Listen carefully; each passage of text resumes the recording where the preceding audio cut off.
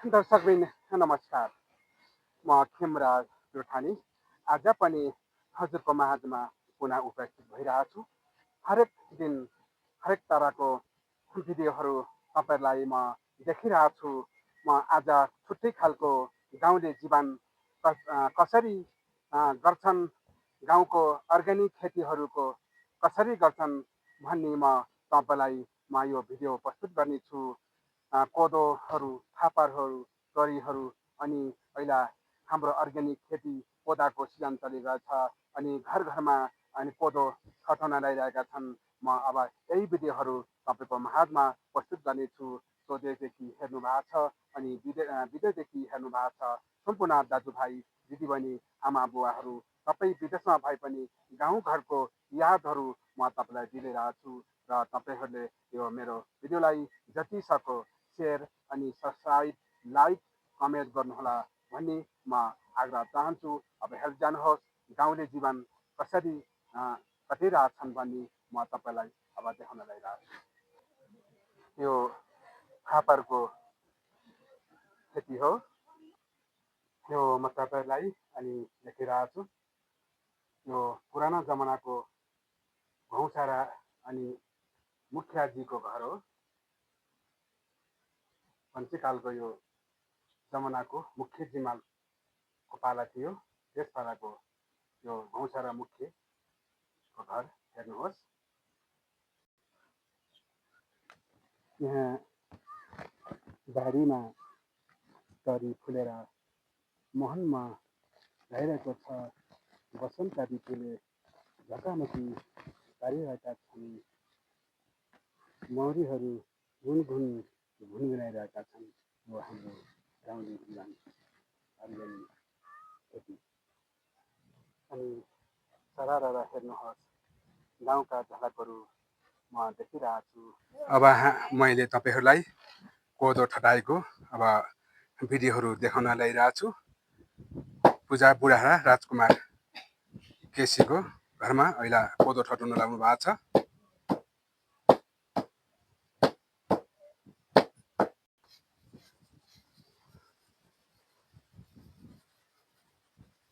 यहाँ माया केसी हुनुहुन्छ। अब जिम्मल घर हामी प्रधानको घरको यहाँ छोरीबारीहरूले कोदो बनाउन लाग्नु भएको छ।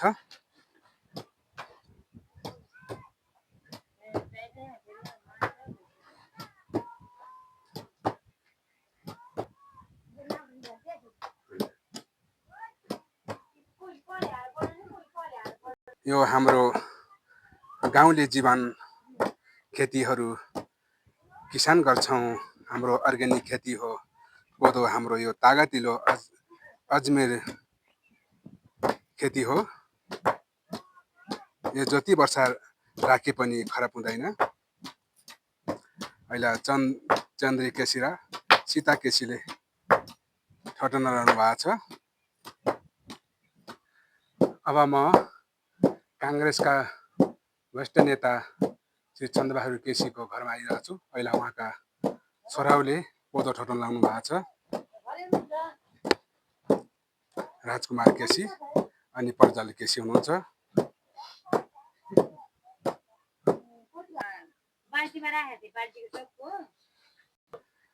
अब म उहाँ चन्द्रबहादुर केसीज्यूको श्रीमतीसँग अब कुरा गर्दैछु। उहाँसँग हुनुहुन्छ। उहाँले कति कोदो बनाउनुहुन्छ भने उहाँबाट जानकारी लिनेछु। हजुर नमस्कार। नमस्कार। अनि आरामै हुनुहुन्छ? आरामै छ। अनि आज हजुरसँग म केही कुरा गर्न लागिरहेको छु। कोदो बनाउन लाग्नु भएको छ अनि हजुरको जग्गा जुन त धेरै छ अनि कोदो कति मुरी बनाउनुहुन्छ तपाईँहरूले? 25 मुरी भयो त्यो गर। अहिले अब कति हुने हो त अब बनाउँदैछौँ गर। होइन नाम्री भयो नि कोदो? राम्रै छ। ए अनि तपाईँहरूको बारी कहाँ कहाँ छ त? बारी अब घर मुनिनु तल 8 चौर हजुर यता धारातिर। हजुर हजुर। अनि धान कति मुरी गराउनुहुन्छ त? अहिले 80 मुरी जति भयो। 80 मुरी भयो? ए ठिक छ ठिक छ। ल ठिक छ, तपाईँले आफ्नो जानकारी दिनुभयो। दर्शक महानुभावहरू अब उहाँका छोराहरूले कोदो ठटाउँदै हुनुहुन्छ। अब दुई भाइले बल गरिकन चाहिँ छट्नु भएको छ।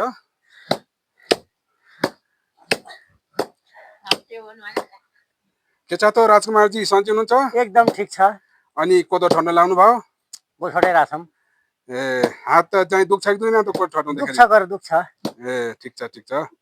अनि आज कोदो तपाईँले कोदो ठड्न कति दिन भयो त? आज 4 दिन भयो। 4 दिन भयो। 4 दिनमा कति मुरी ठट्नु भयो होला? अब 15-16 भयो होला, अझै बाँकी छ। ठिक छ ठिक छ, धन्यवाद तपाईँलाई।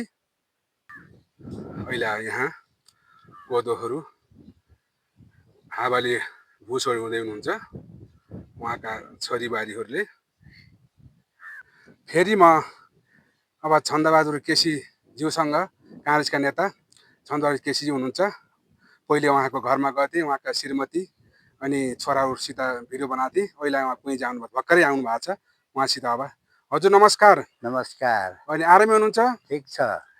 अनि पहिले म तपाईँको घरमा गएको थिएँ, तपाईँ कुहीँ जानु भइरहेछ, अहिले फेरि यहाँ कोदो बनाउँदै हुनुहुन्छ। अनि तपाईँहरूले चाहिँ तपाईँको खेती किसान चाहिँ राम्रै हुन्छ, हाम्रा गाउँका मुख्य जिम्माल हुनुहुन्छ अनि काङ्ग्रेस नेताजी पनि हुनुहुन्छ। अनि तपाईँले कोदोको अहिले कोदाको सिजन चलेको छ, अनि कोदो चाहिँ कति बनाउनुहुन्छ हजुरहरूले? अब अहिले कोदाको खेती मौसमको आधारबाट ठिकै जस्तो भएको थियो पहिले त। हजुर पछि आएर हावा र पानीले गर्दाखेरि त्यसमा भएको जुन शक्ति फुल झारिदिएको कारणले त्यति राम्रो हुन सकेन। त्यही 20-22 मुरीसम्म हुन सक्ला। ठिक छ ठिक छ। चाहिँ अहिले कोदो तपाईँको राम्रो भयो कि अलि कम पर्यो? ठिकै मध्यम भएको छ। मध्यम भएको छ।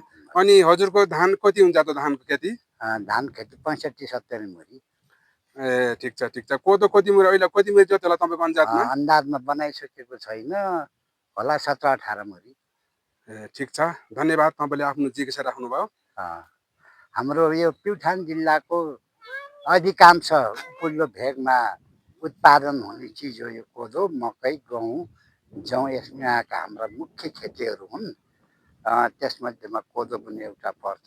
कोदाको खेती हाम्रो पूजाको हिसाबमा अधिकांश बारीहरूमा अहिले कोदाको खेती छ। जौको खेती हिउँमा पानी नपर्ने भएको कारणबाट कम मात्रामा छर्ने गरिएको छ। हजुर हजुर। अहिलेलाई मौसम कस्तो हुन्छ, मौसमको आधारमा हुने आकाशे भरका खेतीहरू हुने नि। हजुर हजुर, आफ्नो गाउँको हाम्रो अर्ग्यानिक खेती नै हो। अनि दर्शकबिन, यहाँ हाम्रा गाउँका चाहिँ काङ्ग्रेसका नेता छन्दबहादुर केसीसँग आज उहाँको घरमा आएर खेती किसानको अहिले कोदाको सिजन चलेको छ, कोदो बनाउनु लाउनु भएको छ, उहाँसँग हामी कुराकानी गऱ्यौँ। उहाँलाई पनि धन्यवाद दिन्छ। हजुर नमस्कार, धन्यवाद हजुरलाई। धन्यवाद। होस् त धन्यवाद। आजको लागि म हाम्रो प्युठान गौमुखी गाउँपालिका पूजाचारको कोदाको खेती किसानको बनाएको ठटाएको दृश्यहरू देखाएर म बिदा हुन अनुमति चाहन्छु। गल्ती भए क्षमा गर्नुहोला। अर्को भिडियोमा प्रतीक्षामा बस्नुहोला। नमस्कार।